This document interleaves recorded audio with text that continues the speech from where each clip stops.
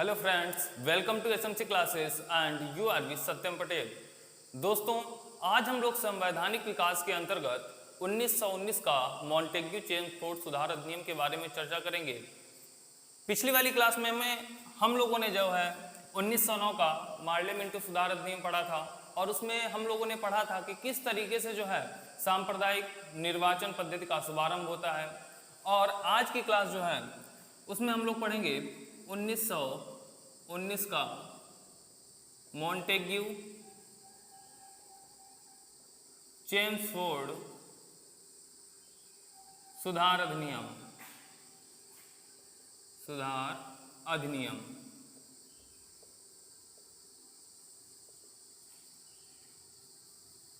देखिए, जो Montagu Chelmsford सुधार अधिनियम है ये क्यों लाया गया था? तो जो 1909 का मार्ले मिंटो सुधार अधिनियम था उसको संशोधित करने के लिए, उसमें जो कमियां थीं उन कमियों को दूर करने के लिए और भारत में एक उत्तरदायी सरकार बनाने के लिए इस अधिनियम को यहाँ पर लाया गया। इस अधिनियम में कौन कौन सी चीजें रखी गई? तो सबसे पहले इसमें क्या हुआ कि केंद्र में द्विसदनात्मक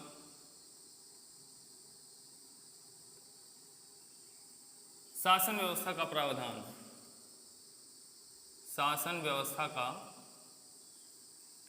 प्रावधान किया गया। पहला पॉइंट इसमें क्या हो जाता है कि केंद्र में जो है द्विसदनात्मक शासन व्यवस्था यानी कि यहाँ पे लाई जाती है। जैसे कि वर्तमान में आज हम लोग उच्च सदन और निम्न सदन के नाम से जानते हैं, तो उस समय भी उच्च सदन और निम्न सदन बनाया गया। आप लोग बताएंगे कि जो उच्च सदन है वो हमारे संविधान में उच्च सदन का उल्लेख किस अनुच्छेद के अंतर्गत किया गया है और निम्न सदन का उल्लेख जो है वो किस अनुच्छेद के अंतर्गत किया गया है। इसी के तहत यहाँ पर क्या हुआ कि प्रांतों में द्वैध शासन लागू हुआ। द्वैध शासन का शुभारंभ, प्रांतों में द्वैध शासन का शुभारंभ। अब देखो यहाँ पे क्या हुआ, प्रांतों में द्वैध शासन का मतलब जहां पर जनता के द्वारा या जनता पर दो व्यक्तियों के द्वारा शासन किया जाता है तो उसे हम क्या बोलते हैं? द्वैध शासन। अब यहां से देखो कई सारे क्वेश्चन बन जाते हैं। पहला तो ये बन जाता है कि प्रांतों में द्वैध शासन का शुभारंभ कब हुआ? द्वैध शासन का शुभारंभ कब हुआ?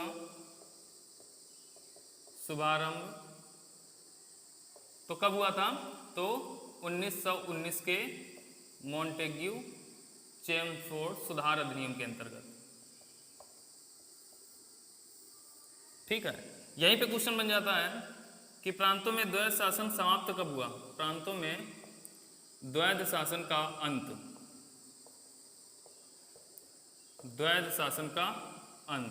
तो अंत कब हुआ था? 1935 के भारत शासन अधिनियम के अंतर्गत। भारत शासन अधिनियम के अंतर्गत। और इसी 1935 में क्या हुआ, जब प्रांतों में द्वैध शासन को समाप्त कर दिया गया तो वहीं पे क्या कर दिया गया कि केंद्र में द्वैध शासन का शुभारंभ हुआ। केंद्र में जो है द्वैध शासन का शुभारंभ हुआ। कब हुआ था? तो 1935 के अधिनियम के अंतर्गत। अब देखो, सबसे पहले जो द्वैध शासन है आपने पढ़ा था कि जब हम लोगों ने पढ़ा था कि जब प्लासी का युद्ध हुआ था उसके बाद में फिर बंगाल का युद्ध हुआ,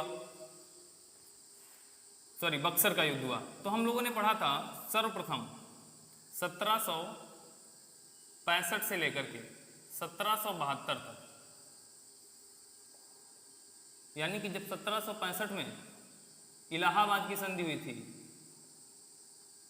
इलाहाबाद की संधि किसके द्वारा की गई थी? तो रॉबर्ट क्लाइव के द्वारा। तो सर्वप्रथम बंगाल में जो है द्वैध शासन कब लगा था? तो जब ईस्ट इंडिया कंपनी थी, तो ईस्ट इंडिया कंपनी के शासन काल में कब लगा था? सर्वप्रथम लगा था 1765 से लेकर के 1772 तक द्वैध शासन चला। फिर इसके बाद में जब ब्रिटिश क्राउन का शासन आया तो ब्रिटिश क्राउन के शासन के समय में सर्वप्रथम प्रांतों में द्वैध शासन कब लगाया गया? तो 1919 के मॉन्टेग्यू चेम्सफोर्ड सुधार अधिनियम के अंतर्गत प्रांतों में द्वैध शासन का शुभारंभ किया गया। प्रांतों में द्वैध शासन का अंत कब किया गया? तो 1935 के अधिनियम के अंतर्गत। और केंद्र में द्वैध शासन का शुभारंभ कब किया गया? तो इसका शुभारंभ हुआ है 1935 के अधिनियम के अंतर्गत। इसी में क्या हुआ कि जो सांप्रदायिक निर्वाचन मंडल था, सांप्रदायिक निर्वाचन मंडल का क्या किया गया? विस्तार किया गया। और हम लोगों ने पढ़ा था जब 1909 का मार्ले मिंटो सुधार अधिनियम, तो उसमें हम लोगों ने पढ़ा था कि मुस्लिमों के लिए जो है अलग से निर्वाचन पद्धति की व्यवस्था की गई थी। लेकिन जैसे जैसे समय बढ़ता गया तो मांग तो ये रखी गई थी कि सांप्रदायिक पद्धति को समाप्त ही कर दिया जाए। लेकिन जब 1919 का मॉन्टेग्यू चेम्सफोर्ड सुधार अधिनियम आया तो उसमें चीजें कुछ उल्टा ही देखने को मिली। यहाँ पर क्या हुआ? सांप्रदायिक निर्वाचन पद्धति को समाप्त न करके उसको क्या करेंगे? उसका जो है विस्तार किया गया। और विस्तार में कौन है? सिख, ईसाई, एंग्लो इंडियन एवं यूरोपियन, इनके लिए भी जो है क्या कर दिया गया? सांप्रदायिक निर्वाचन व्यवस्था का प्रावधान कर दिया गया। दूसरी चीज हम लोगों ने पढ़ी थी 1909 में कि वहां पर क्या था कि मत करने का अधिकार जो है प्रदान हो गया था, यानी कि प्रत्यक्ष जो है निर्वाचन प्रणाली या प्रत्यक्ष जो है मताधिकार प्रदान हो गया था। तो इसमें क्या हुआ कि इसमें जो है थोड़ा सा और मत को लेकर के थोड़ी सी जागरूकता हुई। तो इसमें महिलाओं को भी मत करने का अधिकार प्रदान किया गया। मत करने का अधिकार प्रदान किया गया।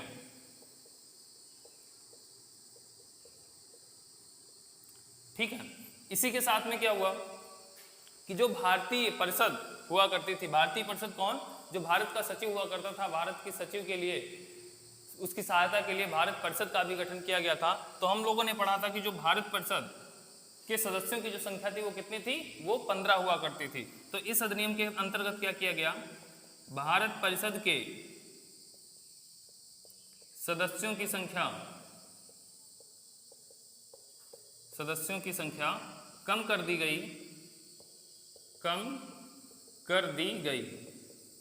पहले सदस्यों की संख्या कितनी हुआ करती थी? 15। तो 15 सदस्य से 8 या 12 सदस्य। ठीक है।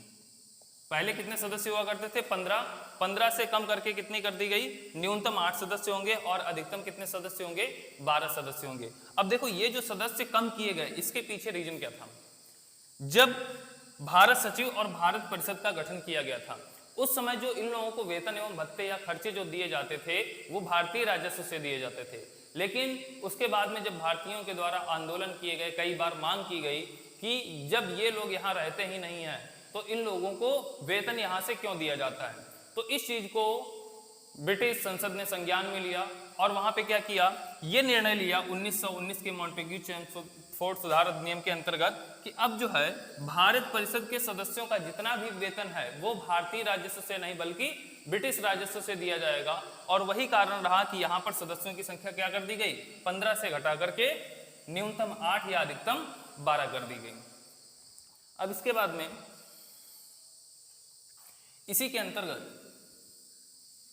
इसी अधिनियम के अंतर्गत एक केंद्रीय लोक सेवा आयोग के गठन का भी प्रावधान किया गया। केंद्रीय लोक सेवा आयोग के गठन का प्रावधान। देखो जो केंद्रीय लोक सेवा आयोग है इसके गठन का प्रावधान तो कब किया गया? 1919 में। लेकिन ये बनकर के कब तैयार हुआ था? तो बनकर के तैयार हुआ था सन 1926 में। दो क्वेश्चन पूछे जाते हैं कि केंद्रीय लोक सेवा आयोग का गठन कब हुआ? तो गठन कब हुआ था? 1926 में। और इसका प्रावधान कब किया गया था? तो 1919 के मॉन्टेग्यू चेम्सफोर्ड सुधार अधिनियम के अंतर्गत किया गया था। अब देखो यहीं पे क्या हुआ कि जब ये मॉन्टेग्यू चेम्सफोर्ड सुधार अधिनियम बनाया गया तो इसी अधिनियम में यह भी निर्णय लिया गया कि अब जो है इस अधिनियम के 10 वर्ष के पश्चात यानी कि जब ये अधिनियम लाया गया इसके ठीक 10 वर्ष के पश्चात एक आयोग का गठन किया जाएगा और वो आयोग जो है इस एक्ट के यानी कि जो भी नियम कानून बनाए गए हैं इन नियम कानून का जायजा करेगा कि ये जो नियम है ये जनता में किस तरीके से चल रहे हैं, ये प्रभावी हैं या अप्रभावी हैं। हुआ क्या कि दिन प्रतिदिन आंदोलन बढ़ रहे थे, भारतीयों के द्वारा जो है विरोध काफी किया जा रहा था। तो ये जो 10 वर्ष का समय जो दिया गया था आयोग बनाने का, वो आयोग जो है 10 वर्ष से पहले ही बनाना पड़ा। ठीक है, इसमें लिख लेंगे इसी अधिनियम में यह प्रावधान किया गया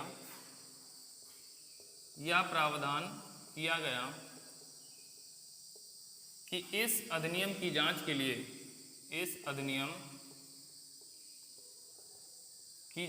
लिए 10 वर्ष के पश्चात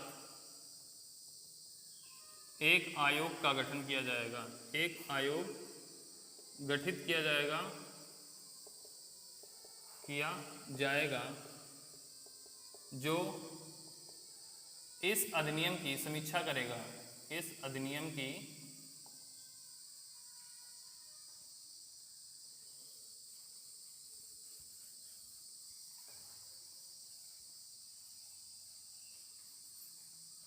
समीक्षा करेगा। अब देखो बनना था तो अधिनियम जो है कितने वर्ष के बाद, 10 वर्ष के बाद, लेकिन हुआ क्या कि जब यहाँ पे काफी ज्यादा विरोध हुआ तो ये 10 वर्ष से पहले ही आयोग बनाना पड़ा। तो आपने सुना होगा साइमन कमीशन या साइमन आयोग, ठीक है, जो कि कब बनना था, 10 वर्ष के पश्चात यानी कि 29 में बनना था, लेकिन वो बना कब, वो बना 27 में। तो 8 नवंबर 1927 को एक आयोग का गठन किया गया जिसे नाम दिया गया साइमन आयोग। ठीक है, आयोग का गठन कहाँ किया गया था, तो लंदन में किया गया था। ठीक है, तो साइमन आयोग का गठन कब किया गया, तो 8 नवंबर 1927 को किया गया। और ये आयोग जो है भारत कब आया, तो ये आयोग भारत आया था 3 फरवरी 1928 को। साइमन कमीशन या साइमन आयोग भारत आया।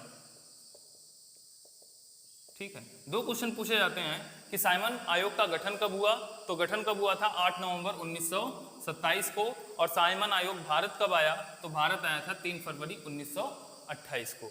अब देखो जब ये आयोग आता है तो ये क्या करता है, यहाँ पर जांच पड़ताल करता है, और इसी आयोग के आधार पर ही आपने पढ़े होंगे गोलमेज सम्मेलन। गोलमेज सम्मेलन, कितने गोलमेज सम्मेलन होते हैं, 3 गोलमेज सम्मेलन होते हैं, और इन्हीं गोलमेज सम्मेलन के आधार पर 1933 में एक रिपोर्ट प्रस्तुत की जाती है, और उसी रिपोर्ट के आधार पर एक अधिनियम बनाया जाता है जिसे हम बोलते हैं 1935 का भारत शासन अधिनियम। भारत शासन अधिनियम। तो अगला जो अधिनियम है वो हम लोग पढ़ेंगे 1935 का भारत शासन अधिनियम।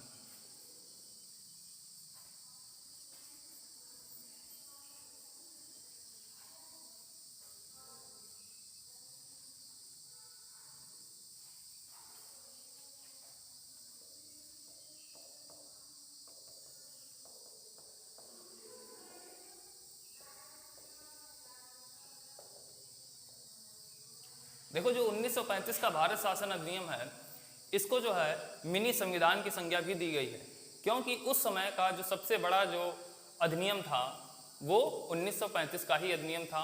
और हमारे भारत में जब हमारा संविधान सभा का गठन किया गया, जब अंतरिम सरकार बनी, तो अंतरिम सरकार के द्वारा जो शासन व्यवस्था चलाई गई वो भी जो है 1935 के भारत शासन अधिनियम के आधार पर ही चलाई गई थी। तो इस अधिनियम में कौन कौन सी चीजें लाई गई, तो पहला क्या लाया गया, पहला पॉइंट है कि प्रांतों में द्वैध शासन को समाप्त किया गया। द्वैध शासन को समाप्त किया गया तथा क्या किया गया, केंद्र में द्वैध शासन की स्थापना। केंद्र में द्वैध शासन की स्थापना हुई। अभी पिछले वाले अधिनियम में हम लोगों ने पढ़ा था कि जो भारत परिषद के सदस्य हुआ करते थे उनकी संख्या घटा दी गई थी, और 1935 में क्या कर दिया गया, जो भारत परिषद थी, भारत परिषद को पूर्ण रूप से समाप्त कर दिया गया, पूर्ण रूप से समाप्त कर दिया गया। इसी अधिनियम में क्या किया गया, एक संघीय न्यायालय की भी स्थापना की गई, एक संघीय न्यायालय की स्थापना की गई। ये जो संघीय न्यायालय बनाया गया, ये कहाँ बनाया गया, तो दिल्ली में बनाया गया था। ठीक है, इसी के साथ क्या हुआ, 1 अप्रैल 1935 को आरबीआई यानी कि रिजर्व बैंक ऑफ इंडिया की स्थापना की गई। इसी के तहत क्या हुआ, 1937 में आपने पढ़ा कि बर्मा, म्यांमार का विभाजन हुआ।